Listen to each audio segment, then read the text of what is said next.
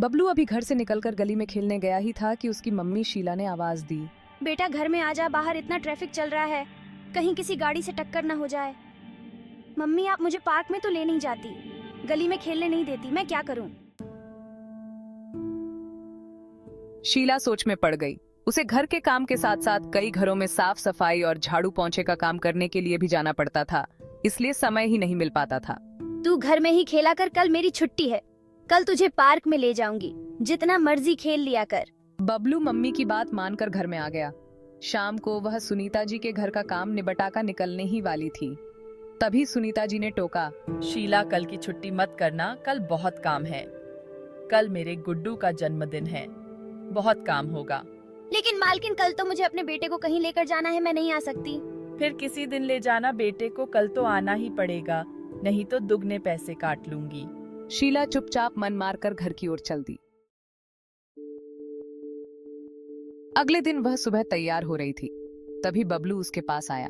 Mummy बड़ी जल्दी तैयार हो गई, रुको मैं भी तैयार हो जाता हूँ, आज बहुत देर पार्क में खेलेंगे। नहीं बेटा, आज नहीं, आज मुझे काम पर जाना है, तू घर में खेल ले, किसी और दिन चलेंगे। आप हमेशा ऐसे ही करते हो, मुझे आपसे बात नहीं करनी। ये कहकर बबलू एक कोने में रूठ कर बैठ जाता है। शीला को देर हो रही थी, वह जल्दी जल्दी काम पर जाने के लिए निकल गई।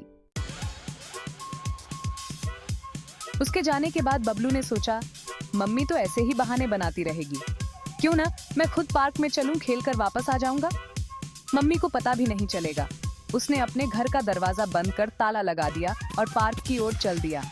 पार्क में जाकर वह झूलों पर झूलता, कभी दौड़ लगाता। उसे बहुत मजा आ रहा था। इधर शीला जल्दी जल्दी काम निपटा रही थी। आज उसे केवल एक ही घर में काम करना था। उसने सोचा, जल्दी से काम निपटाकर घर पहुंच जाऊंगी, शाम को बबलू को पार्क में ले जाऊंगी। सारा काम निपटाकर उसने सुनीता जी से कहा, मालकिन सारा काम हो गया, मैं आ जाऊं? चल ठीक है, ये ले, ये रख ले, बेटे के जन्मदिन की खुशी में तू भी मिठाई खा। उन्होंने एक मिठाई का डिब्बा और कुछ पैसे शीला को दिए। शीला जल्दी से मिठाई और पैसे लेकर घर की ओर चल दी। घर पहुंचकर उसने देखा घर में ताला लगा हुआ है। ये देखकर वह घबरा गई। बबलू कहाँ गया? उसने आस पड़ोस में पता किया, लेकिन बबलू का कहीं अता पता नहीं था। पड़ोस के कुछ लोग इकट्ठे हो गए, सभी बबलू को ढूंढने लगे। बबलू शीला का एकमात्र सहारा था। उसके पति का कुछ साल पहले देहांत हो चुका था। शीला का रो रो कर बुरा हाल था। तभी उसे ख्याल आया कि बबलू पार्क में जाने की जिद कर रहा था। वह भागी भागी पार्क में पहुंची। अंधेरा होने लगा था, पार्क में कोई भी नहीं था। वह बबलू आवाज देकर पार्क में इधर उधर घूम रही थी, लेकिन वहां कोई भी नहीं था। कुछ देर बाद वह घर वापस आ गई। शीला का रो रो कर बुरा हाल था। वह अपने आप को कोस रही थी। अगर आज वह काम पर न जाती तो बबलू घर छोड़कर नहीं जाता। आस पड़ोस के सभी लोग बबलू को ढूंढ रहे थे, लेकिन वह कहीं नहीं मिला। शीला ने सुनीता जी को फोन किया। मालकिन मेरा बेटा बबलू तो आपके यहाँ नहीं आया। यह कहकर शीला रोने लगी। सुनीता जी ने उसे चुप कराया और कुछ ही देर में वे अपने पति के साथ शीला के घर पहुंच गईं। शीला चिंता मत कर, बबलू मिल जाएगा। इनकी पुलिस में बहुत जान पहचान है, तू बबलू का फोटो दे दे। कुछ ही देर में बबलू का फोटो सब पुलिस स्टेशन में पहुंच गया। सुनीता जी के पति की जान पहचान के कारण पुलिस तेजी से बबलू को ढूंढने लगी, लेकिन बबलू का कुछ पता नहीं लगा।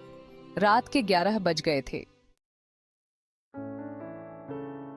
तभी एक ऑटो शीला के घर के बाहर आकर रुका।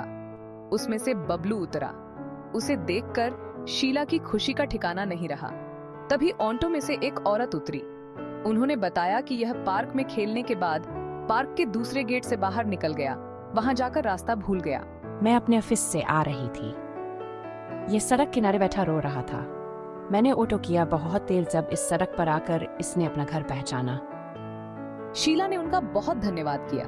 वह महिला खुशी खुशी उसी ऑटो में बैठकर वापस चली गई। मम्मी मुझे माफ कर दो, मुझे अकेले नहीं जाना चाहिए था। हाँ बेटा, आगे से मत जाना।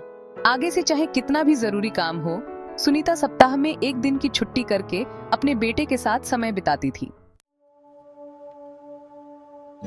शिक्षा हमें काम के साथ साथ अपने परिवार का ध्यान भी रखना चाहिए और बच्चों को अपने माता पिता के बिना अकेले कहीं नहीं जाना चाहिए।